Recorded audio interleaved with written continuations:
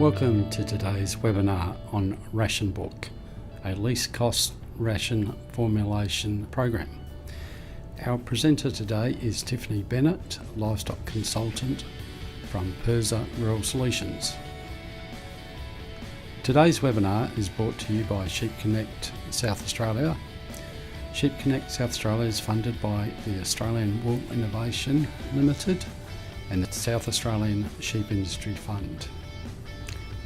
For more information on Sheep Connect SA, please refer to our website or follow us on Twitter. We would like to acknowledge the Coron Tatiara Lap for their ongoing support of Ration Book, which will be presented to you today by Tiffany Bennett. Thanks, Ian. To give a bit of background on Ration Book, perhaps before we have a look at the program and how it works. Ration Book is a least cost sheep and cattle ration program that you can build rations for either supplementary feeding alongside pasture or full hand feeding. Just on the pasture, it is not designed for green feed. It is designed for dry feed situations or stubbles. Not designed or break of the season, but not designed for spring or pasture budgeting. No specialist knowledge is required to run the program, and there's a lot of systems in the background in place to ensure that rations are balanced and that minimum fibre requirements are met, protein, etc. At the end of the program, it generates a feed budget. And traditionally, feed budgets have been a difficult thing for producers to sit down and handwrite themselves. There's certainly now numerous programs and apps to support farmers in generating feed budget, but this program does that also. You can, whilst the program has default feeds, the program has the ability to accept feed test data that you may have of feeds specific to your situation, and it also has the flexibility to put unusual feedstuffs in, whether you had a feed test on that or not, or figures for feed that's not already in there. The program has the ability to accept those feeds.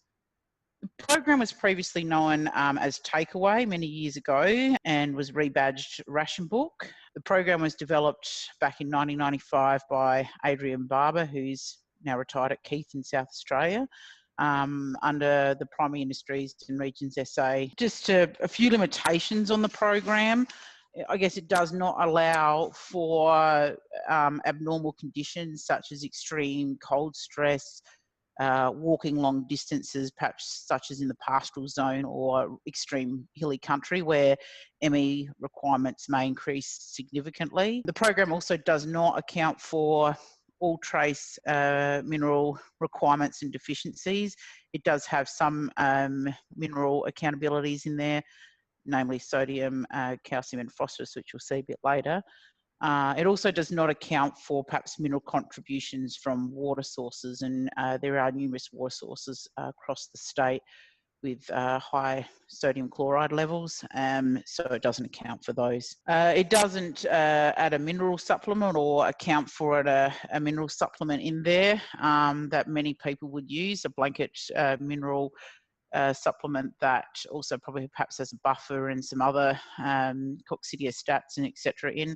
It doesn't account for that, but you could still use those products within there rather than using limestone or the other additives that might put in there if you didn't have a product such like that to use. I think it's important that if you don't understand what your mineral challenges are, like in a fully supplied situation and you're using a mineral pellet, your deficiencies should be addressed in a fully supplied ration, but perhaps when a dry pasture component comes in, and particularly when that becomes a significant part of what they're eating, I think understanding your challenges or mineral contributions through testing water and pasture, blood or liver biopsies, whatever is best in your situation, should be explored, and talk to your animal advisor about going about that. In recent years, there's been a large focus on condition score rather than weight of an animal, which can then account for different frame sizes, etc. So I think using this program, whilst it doesn't account for condition score, if you know the condition score of your animals and whether they need to increase or maintain or can allow for a slight weight loss, this program can then account for that as providing the condition score of the target group that you're feeding. As I said probably earlier on, it's really important to realise that this program is for dry feed, no feed type situations, and is not a pasture growth modelling or supply tool. So there's other programs available to do that. This is filling quite a niche, and I guess for people in drought or bushfires, it's likely to be a fully supplied ration, which I guess this webinar today is targeted for. If we start maybe looking at the feedstuffs here, to the first tab, we start by looking at the feedstuffs available. As you can see here, there are numerous feedstuffs from grains to roughages, pellets,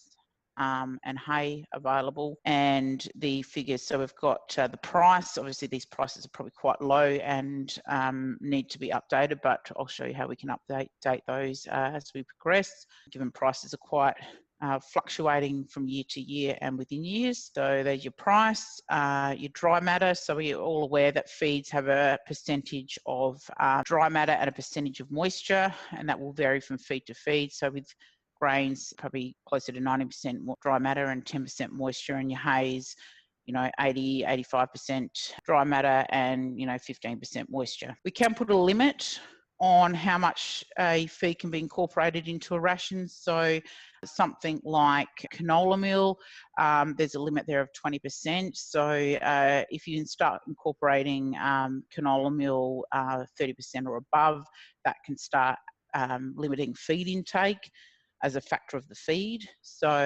that's something quite unique there. So there are functions in there to limit the amount of feed of a specific feed type that goes in. Energy, expressed as megajoules per kilogram of dry matter or metabolizable energy. That's represented there in that column. RDP and UDP, for a lot of producers, that would not be a familiar term, and what that is how the protein is broken up. So protein is often expressed as crude protein, and I'll show you a bit later in this program, if you do have a crude protein figure, how this program will split the RDP and UDP based on a crude protein figure. UDP, so the rumen, I guess, just give you a bit of background on protein, I think is probably needed so you get an understanding what RDP and UDP actually are. Is that the rumen microbes require protein as well as energy to live and grow. And the bugs ferment the feed to get the energy and the protein. And the feed passes, some feed passes through the rumen, and with that some rumen microbes. And this is largely where the protein source for ruminants comes from, is through microbial, what they call microbial protein. So RDP is the protein in the food that is eaten by the animals and used by the rumen microbes. Rumen degradable protein, RDP, and undegraded dietary protein, or UDP, is the protein in the food that is not broken down by the rumen bacteria, but it's absorbed further along the intestinal tract. And a lot of people refer to this as bypass protein. So that's the two fractions there. But this program, most feed test reports, and look, depending on what feed test company you use, there's many out there which report things quite differently, will depend on what information you may get to plug in. But most feed test reports are going to report protein in CP or crude protein. The fibre component here, so there's different ways of measuring fibre, NDF, neutral detergent fibre, ADF, acid detergent fibre. This one here is an ADF figure, which they are using in this program to calculate digestibility, particularly where digestibility has not been a robust figure for certain feeds.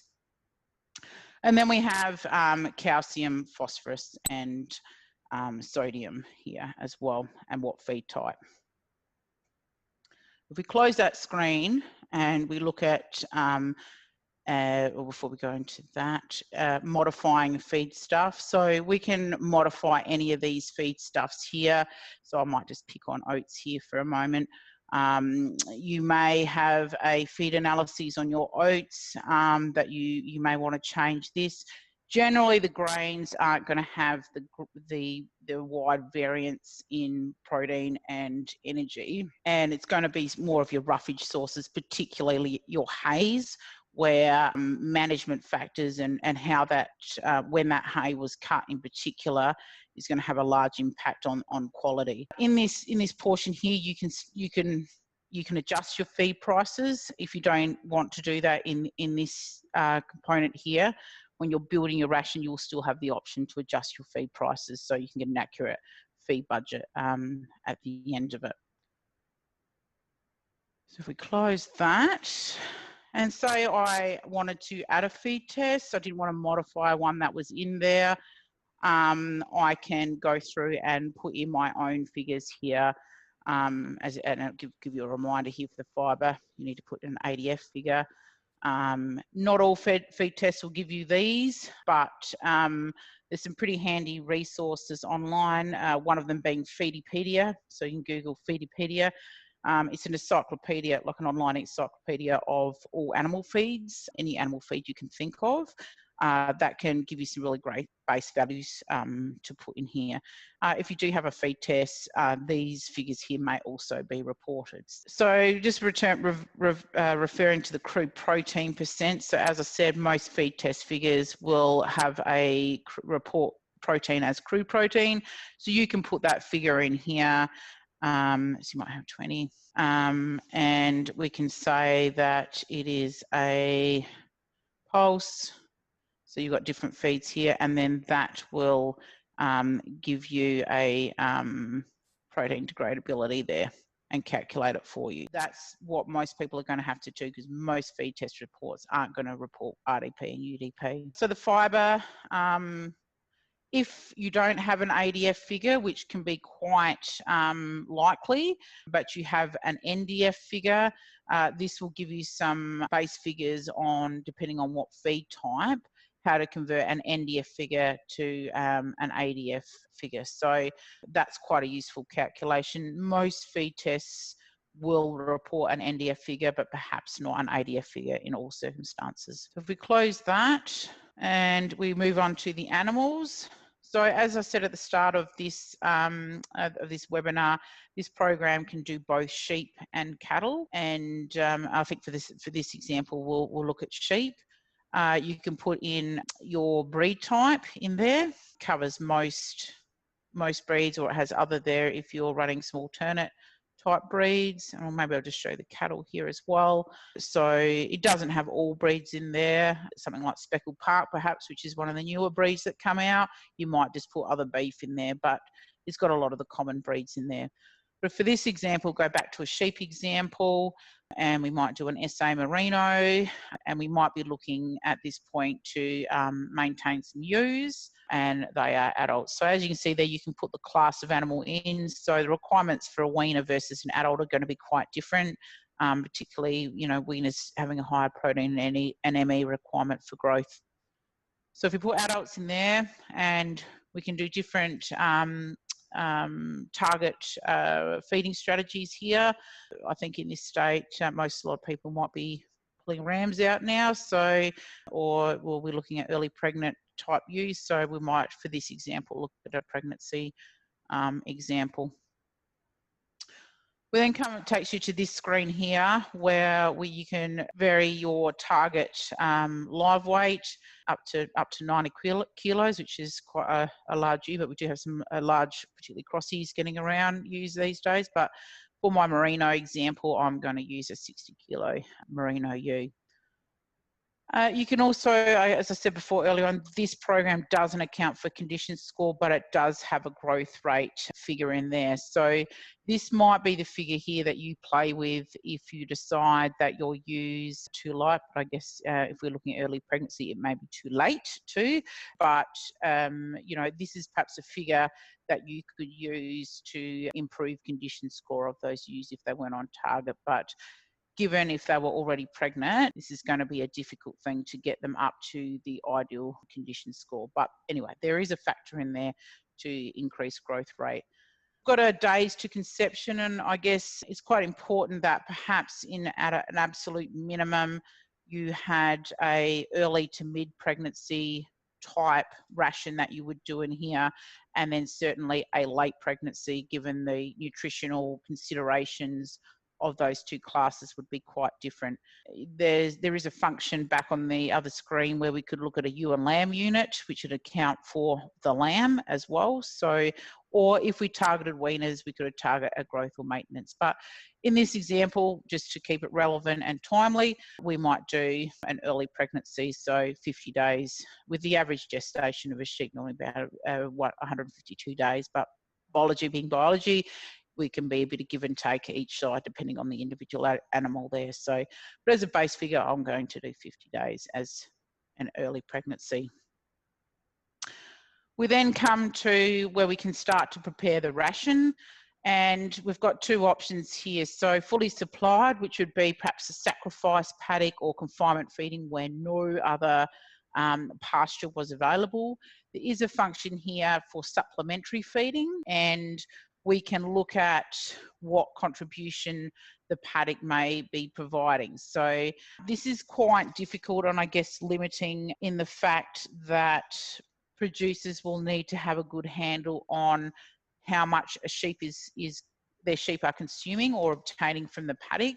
And so you have to make a guess on whether on what that is, from anywhere between 30 and 70%.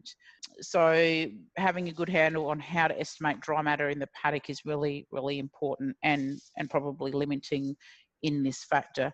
It has got some default figures here for different pastures and stubbles. So you can use this to have a guess at where that dry base may be at. So being mindful, things like stubbles can vary quite quickly, and there is a significant grain component to those. And often, you know, stubble, they can go from quite a high quality stubble to a low quality stubble depending on stocking rate, etc. So quite complex, and we've got things like feeding behaviour, and a lot of you producers would know you could have a standing amount of dry feed out there, but it does not necessarily mean they're going to consume every single stalk. So there's those sorts of limitations.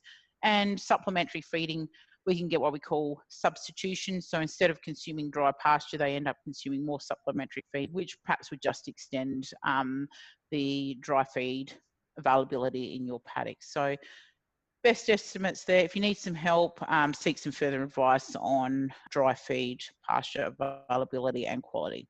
For this example, we're going to look at a fully supplied ration and assume these animals are in some kind of containment. So there's various feeds here. So back at the feedstuff screen, if you had your own feeds that you wanted to put in there, you've hopefully put them in there, and you can code them and call them what you like. So you could pick those up in here and start to build your ration.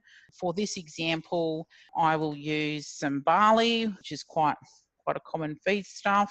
I'm going to probably look at there's a lot of straw getting around. There's been a lot of straw donated. So I might look at some barley straw here and see what we can do with that. So it's giving me a suggested energy density for the ration of 11.2 megajoules per kg of dry matter. In here, if it's donated, it probably hasn't cost you anything. But look, certainly if you've had to purchase feed you can look at adjusting those feed prices. So obviously $190 per tonne for barley is quite cheap at the moment. So we might put that up somewhere around, let's say $270. So there. And barley straw, well, that's probably not too far off the pace there, depending on the quality. That one's probably not too bad. So what I was saying, we could adjust the price of or the value of feeds back in the feedstuffs, but we can also do it here as we're building our ration. We can also adjust feed limits. So again, unless you're quite confident and have a good sound nutritional basis, you know, I'd be reluctant to play with these figures too much. Perhaps if you're not sort of quite familiar with what you're actually adjusting here. Otherwise, you could seek some advice, but you can adjust feed limits in that. So this one here is giving me also a maximum amount of grain allowed in the ration. The higher the amount of the grain, the higher the risk of acidosis. There are people in underfeed or production situations where may push this grain figure to 90%.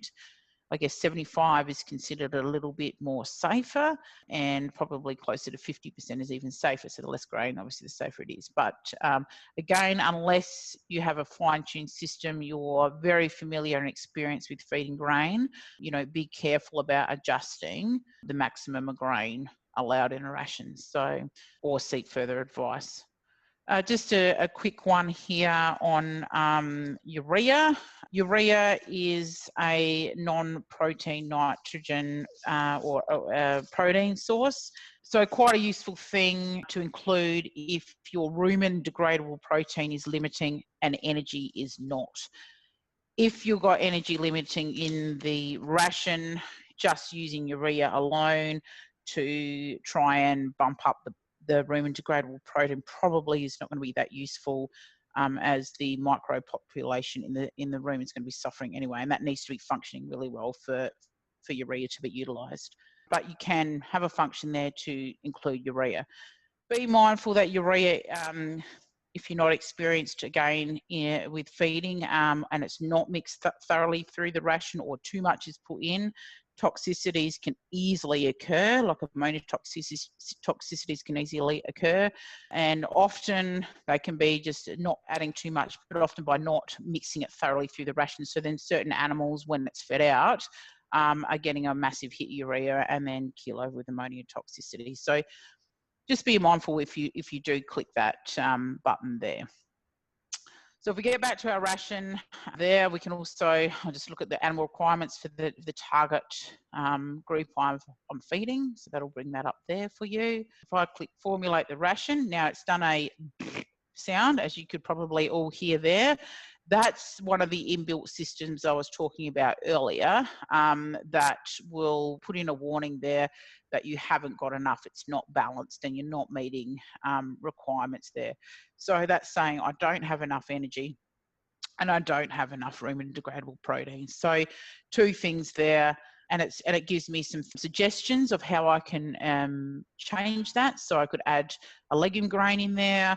I could try lowering my energy. I'd be reluctant to do that. That means that I'm not going to be meeting my energy requirements on there.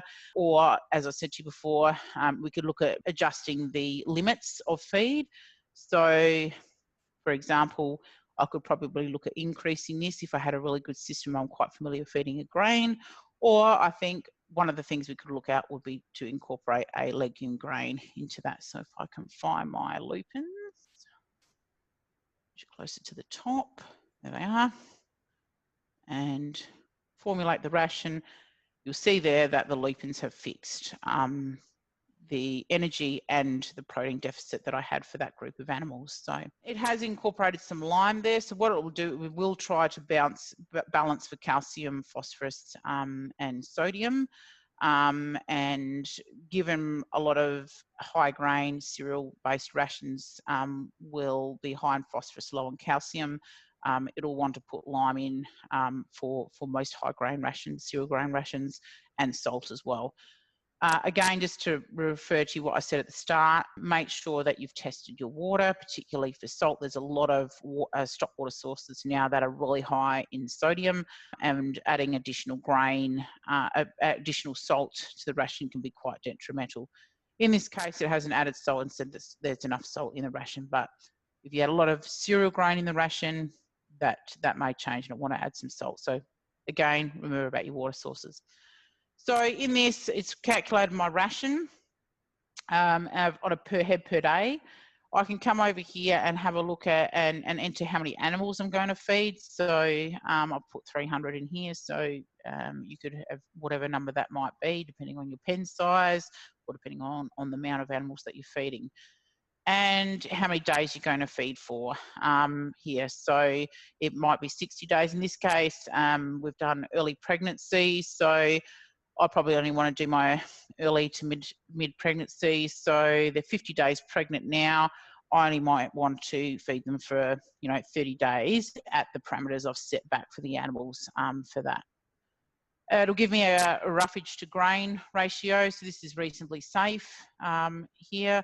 It still probably would incorporate a buffer, and this is where, again, the limitations of the program, not putting a buffer in, I would still like to see a buffer in a 70-30 grain type ration. It'll graph it for those of you that like visual things. It'll pop it into a graph there for you.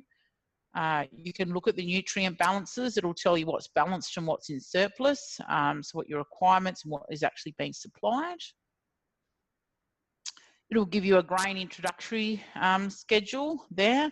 So that's not accounted for in the feed budget, just to be mindful of that. But there is a grain introductory schedule there, which is quite, I think, conservative, and probably there's a lot of people that do it a lot quicker than that, but that's quite a safe type introductory schedule there. And most importantly here, you will get a ration or a feed budget, basically your ration sheet and your feed budget. So it'll give you parameters that you've set in here, how many days, your live weight, targeted ME of the ration, what's in it, so your cost per tonne here, what's supplied, kilograms per head, kilograms per week, and kilograms per mob. So quite handy for doing a feed budget there, what your grain to roughage ratio is, what your cost is. Really helpful, particularly in drought situations and long feeding periods where you know you're making the decision. Well, even under a bushfire thing where there might be a long a bushfire situation where there might be a long feeding period, you can start to look at some figures and what it is going to cost you, and can you afford to do that, and are you better to sell those animals rather than feed them, or perhaps look at other options such as adjustment. And so really, I think that's probably the it for the tool. Really simple, easy to use. You know, any questions with the other, you know, regarding minerals or perhaps dry pasture quality, there are advisors around to help you with that. Thanks, Ian. Thank you for joining us today. Please contact Tiffany Bennett if you have any technical questions. If you would like a copy of Ration Book, please contact us via the Sheep Connect SA webpage. Thank you for listening to this webinar.